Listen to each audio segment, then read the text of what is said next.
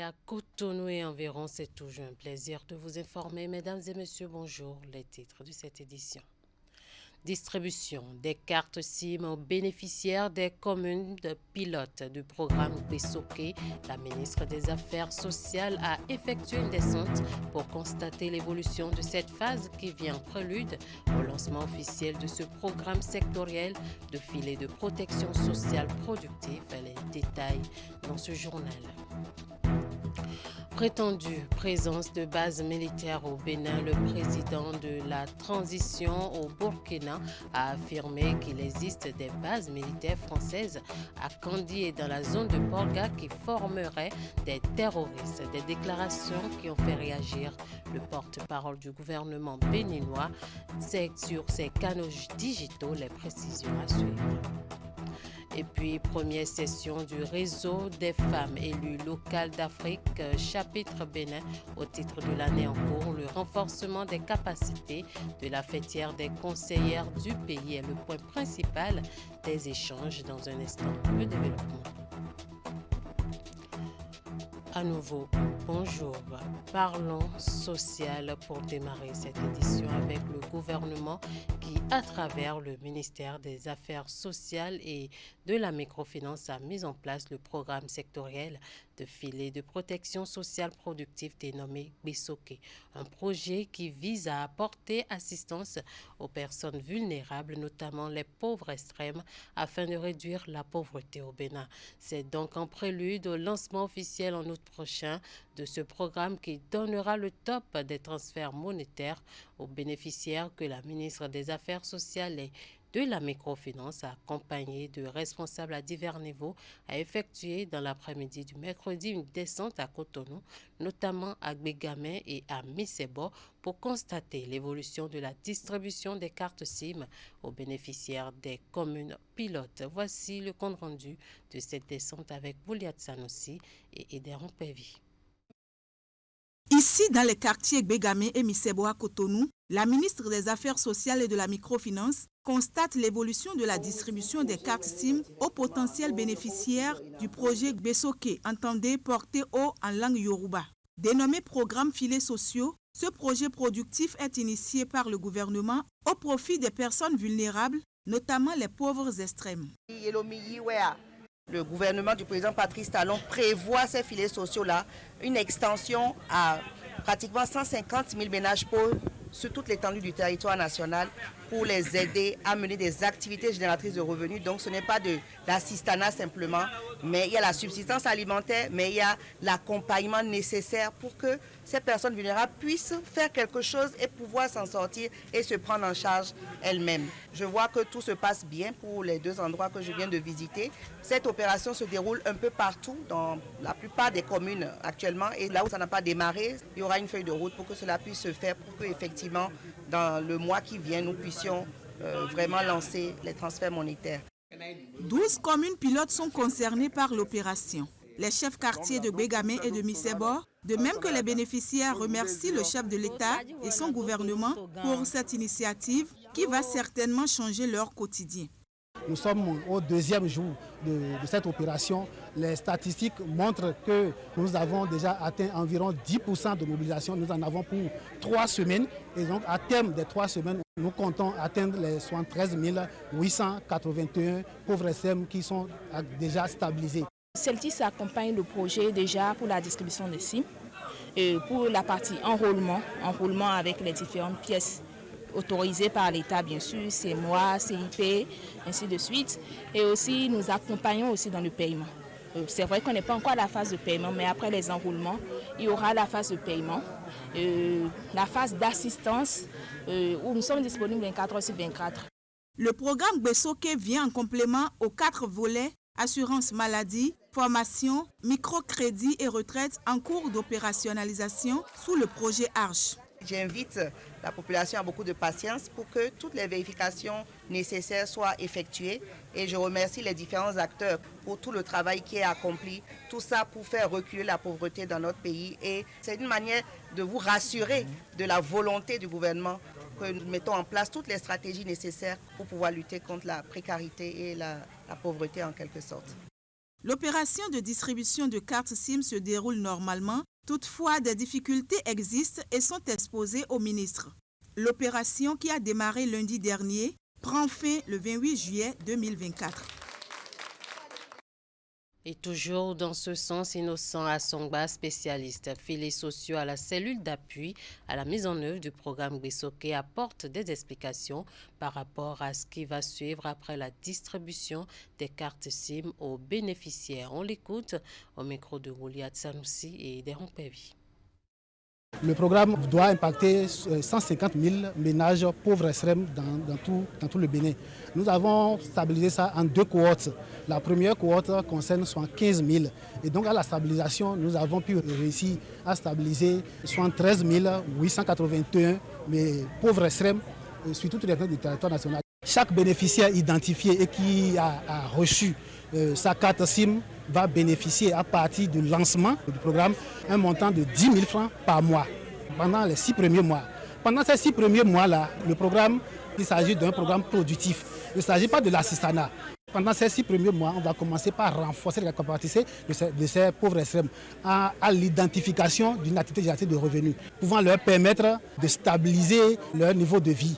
Et donc, au 6e mois, il y aura un premier transfert de 50 000 qui va s'ajouter aux 10 000 pour leur permettre de constituer leur capital initial. Et donc, à partir de ce 6e mois, on continue également de les suivre pendant 3 mois encore, pendant lesquels ils reçoivent encore les 10 000. Au 9e mois, on revient pour une petite évaluation, pour voir comment l'activité a évolué, se déroule. Est-ce qu'il y a des gens qui veulent réorienter? Est-ce qu'il y en a qui veulent changer carrément d'activité? Et là, on vient encore pour les appuyer de 50 000 chacun pour pouvoir mener à bien leur activité génératrice. L'initiative permet aux pauvres SM d'évoluer progressivement pour commencer par faire une activité génératrice de revenus, pouvant lui permettre d'être migré progressivement vers le FNM pour bénéficier de microcrédits à l'AFIA, pour être client potentiel des banques secondaires et les banques primaires. Dans l'actualité sous-régionale, ces nouvelles déclarations du président de la transition au Burkina qui suscitent depuis hier soir assez de réactions sur les réseaux sociaux. Face à certains de ses compatriotes, le capitaine Ibrahim Traoré revient sur l'affaire de la prétendue présence de bases militaires au Bénin. Dans un élan très passionné, il affirme vertement qu'il existe des bases militaires françaises à Kandi et dans la zone de Porga qui formeraient des terroristes. Des déclarations tout le moins surprenantes car sur la question le gouvernement béninois a à maintes reprises démenti et mis au défi les accusateurs du Bénin. Après donc les autorités nigériennes, c'est le jeune capitaine à la tête de la junte burkinabé qui revient à la charge, ce qui a obligé le porte-parole du gouvernement béninois à réagir de nouveau sur ses canaux digitaux. Wilfried Léandre Ongbeji se désole de cette sortie du président burkinabé et lui renvoie bien sûr tout simplement la balle. Suivant l'essentiel de cette réaction, reprise ici par Candide Ronventor. C'est l'hôpital qui se moque de la charité. Les attaques terroristes enregistrées par le Bénin à ce jour, dont la grande majorité a été déjouée par nos forces de défense et de sécurité, sont l'œuvre des gens venant de l'autre côté de nos frontières avec le Burkina Faso et le Niger. C'est d'ailleurs ce qui a amené le gouvernement du Bénin, dans sa stratégie pour contrer le phénomène, à construire pour compter de 2022 de petits camps militaires appelés bases opérationnelles avancées dans plusieurs de nos communes frontalières. Cela, nous ne l'avons pas caché puisque le président de la République lui-même en a parlé devant l'Assemblée nationale dès le 8 décembre 2022. Voilà que nos frères et voisins, pour des raisons de politique domestique, s'emploient à vouloir faire de nous la source de leurs problèmes. C'est une tendance pernicieuse venant de militaires qui connaissent ces camps et leur vocation. Ainsi, après le Niger, c'est au tour du Burkina Faso d'embaucher cette trompette nauséeuse de désinformation qui alimente non le patriotisme, mais plutôt la rancœur des populations et menace à terme la coexistence pacifique des peuples. Une chose est certaine, le populisme n'a qu'une seule vertu, c'est de déplacer les problèmes en faisant semblant de les régler. Tôt ou tard, les populations se rendront compte qu'elles ont été abusées. Les résultats de l'examen du brevet d'études de premier cycle sont disponibles depuis lundi contre celui de l'année dernière. Le taux des admissibles est de 73,74% sur le plan national. Comment les acteurs du système éducatif apprécient-ils ce résultat et qu'est-ce qui justifie cette augmentation? Suivez ici les réactions de quelques enseignants et responsables d'établissements rencontrés dans la ville Carrefour. Désormais, il n'y a plus de BPC ML ou BPC MC. C'est tous les candidats qui composent dans toutes les matières, y compris PCT. Vous avez vu, on est passé de 69% l'année dernière à 73% cette année au taux national. Beaucoup de choses expliquent ces résultats.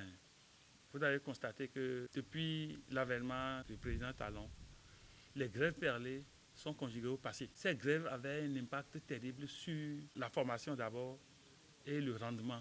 Aujourd'hui, les programmes sont achevés à bonne date et les professeurs ont assez de temps pour faire beaucoup de révisions avec les apprenants. Il faut avouer que c'est fondamentalement ce qui justifie ces résultats.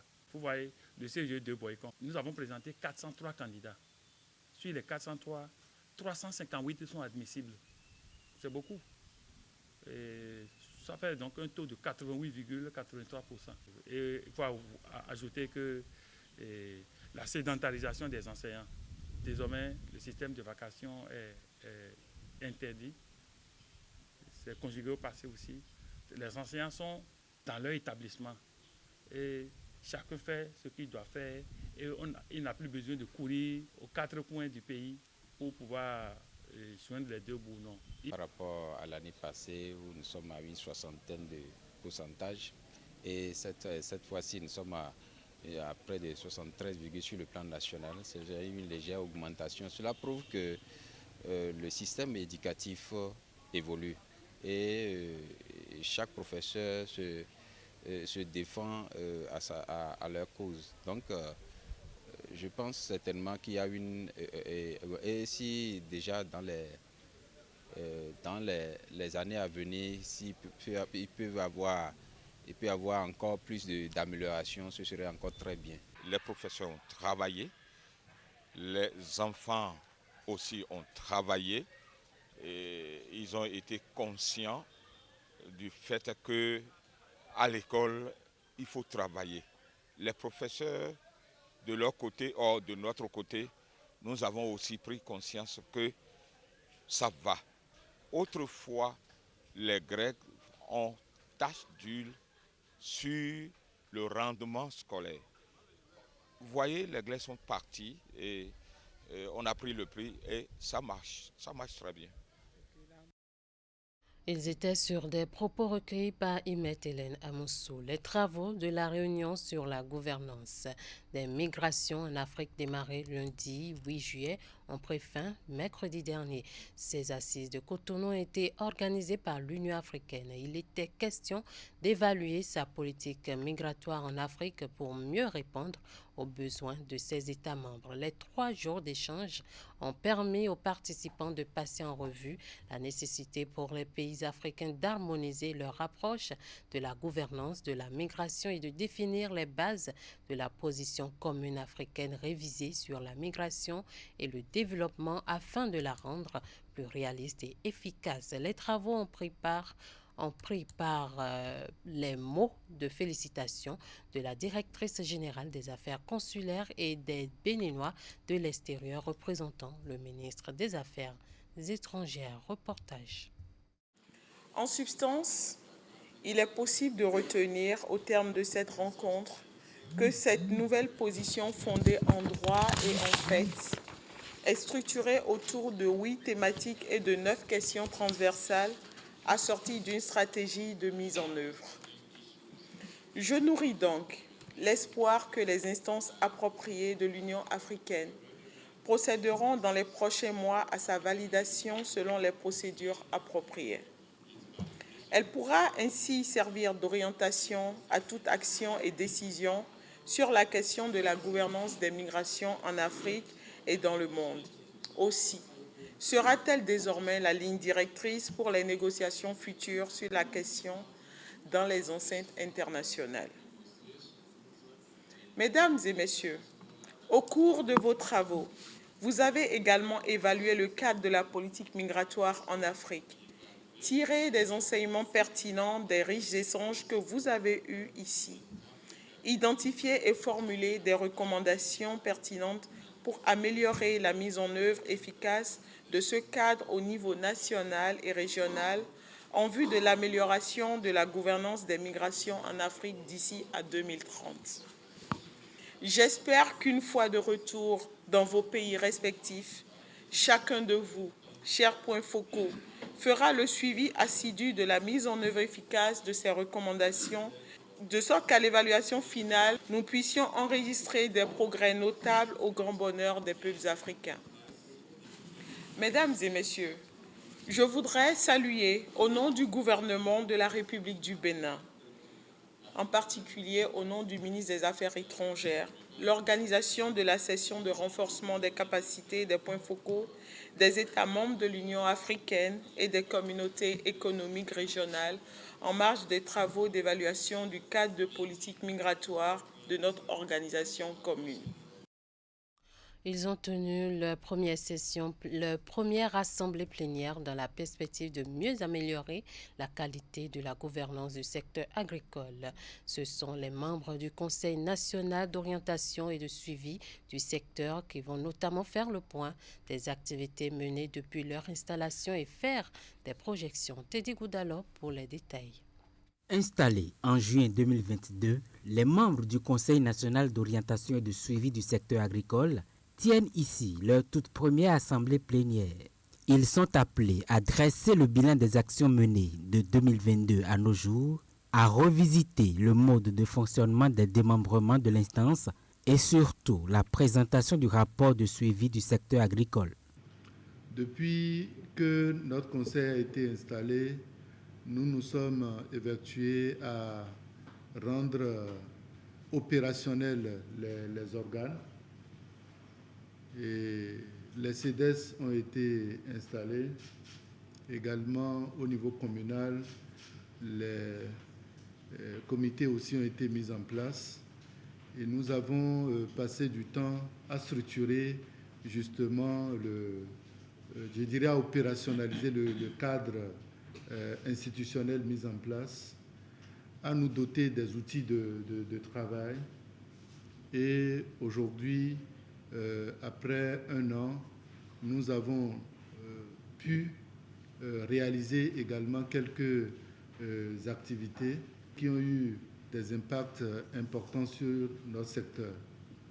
Je voudrais ici remercier le ministre de l'Agriculture et tout le gouvernement qui nous ont donné les moyens de travailler et de contribuer dans notre mandat, justement, à apporter des contributions assez significatives au fonctionnement du secteur. Le Conseil national d'orientation et de suivi du secteur agricole est un cadre de concertation, de dialogue et de gouvernance participative. C'est un organe institutionnel voulu par l'ensemble des acteurs pour corriger les dysfonctionnements constatés dans le secteur agricole. Je l'annonçais en titre, 2 jours d'échange et de réflexion en vue d'examiner les types de renforcement des capacités nécessaires en vue de permettre aux femmes élues de bien accomplir la mission qui leur est assignée. Les assises tenues à Dassa sont organisées par le réseau des femmes élues locales d'Afrique chapitre Bénin, Refela Bénin. Elle consacre la première session au titre de l'année de la commission thématique renforcement des capacités de la fêtière des conseillères du pays. Le thème retenu pour les échanges est intitulé « Quel type de renforcement de capacité pour l'élu communal en fonction ?» Imet Hélène Amoussou nous en dit plus dans ce reportage. L'exercice revêt tant pour les organisateurs que pour les participants une importance capitale. Ces assises sont le cadre retenu pour examiner les types de renforcement de capacité nécessaires pour permettre à la femme élue communale ou municipale d'accomplir au mieux la mission qui lui est dévolue. Ce rendez-vous de Dassa consacre la première session au titre de l'année de la commission thématique renforcement des capacités du réseau des femmes élues locales d'Afrique, chapitre Bénin et Fela Bénin. Il est évident que les élus en général bénéficient de formations diverses dans l'accomplissement des missions qui leur sont dévolues. Mais les femmes élues conseillères devraient en bénéficier surtout d'une attention particulière pour des raisons qui ne sont plus à démontrer. Quel type de renforcement de capacité pour la femme élue en fonction? C'est la question à laquelle la première session de la commission thématique renforcement des capacités veut apporter des tentatives de réponse. Pour y arriver, 3 communications alimenteront nos réflexions. D'abord, la première fera l'état des lieux, des types de renforcement de capacités aux élus communaux et municipaux du Bénin. Ensuite, la deuxième communication nous édifiera sur la nécessité de renforcement des capacités pour permettre aux femmes élues locales d'être au cœur des changements. La dernière communication, quant à elle, est intitulée « Pour des impacts durables, renforcer les femmes élues locales ». Réunie pour 2 jours, l'assistance est invitée à analyser les initiatives de renforcement de capacité des femmes élues en fonction, proposer des programmes de renforcement des capacités de mise en valeur des femmes élues, puis définir les mécanismes de renforcement des capacités d'intégration des femmes élues au cœur du développement local. De la première à l'actuelle mandature, les femmes béninoises ont réussi à se faire une place dans les conseils communaux et municipaux. Mais vous êtes conscients avec moi qu'elles sont plus attendues que leurs collègues conseillers hommes, pourtant élus au même titre qu'elles. Le combat de l'amélioration du taux de représentativité des femmes dans les instances décisionnelles locales et nationales se gagnera aussi par les performances et l'exemplarité de celles qui se sont fait élire conseillères communales ou municipales. Tout ceci n'est surtout possible que lorsque chaque femme élue en fonction bénéficie des renforcements de capacités adéquats qu'il faudrait identifier. Pour l'atteinte des objectifs visés, des communicateurs et autres experts ont été invités pour animer les échanges. Pendant ce temps, l'ONG Al-Heri s'est engagée pour la promotion des valeurs qui promeuvent la paix et le vivre ensemble. Pour atteindre son objectif, il a initié le colloque scientifique de Djougou sur la foi islamique et la paix. Tenu au centre Hanadja du 5 au 7 juillet 2024, cette rencontre a mobilisé des exégètes de renom, des érudits du Saint-Coran et des sciences islamiques, constitue une aubaine pour sensibiliser les participants sur les comportements à adopter pour cultiver davantage la paix menacée par les actes terroristes. Alassane Arounan et Abdou Sabi Drissou. Comment aplanir les divergences au sein des différents courants, tendances et écoles philosophiques qui animent la foi islamique au Bénin? C'est tout l'enjeu de ce rendez-vous de Djougou, initié par l'ONG ASP Al-Heri et qui a mobilisé les différentes parties prenantes de la foi islamique. Au cours de cette rencontre qui se veut participative et inclusive, l'exercice a consisté à déblayer le terrain pour la promotion et la sauvegarde de la paix, gage d'une cohésion sociale.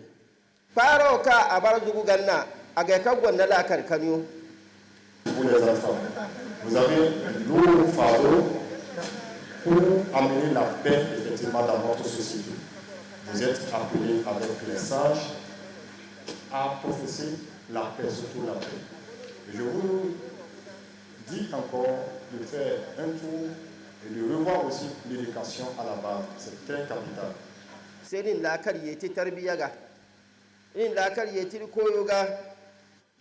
vous dire, chers frères en islam, celui qui vous dit que c'est le musulman ou l'islam, c'est le terroriste, il faut le maudire.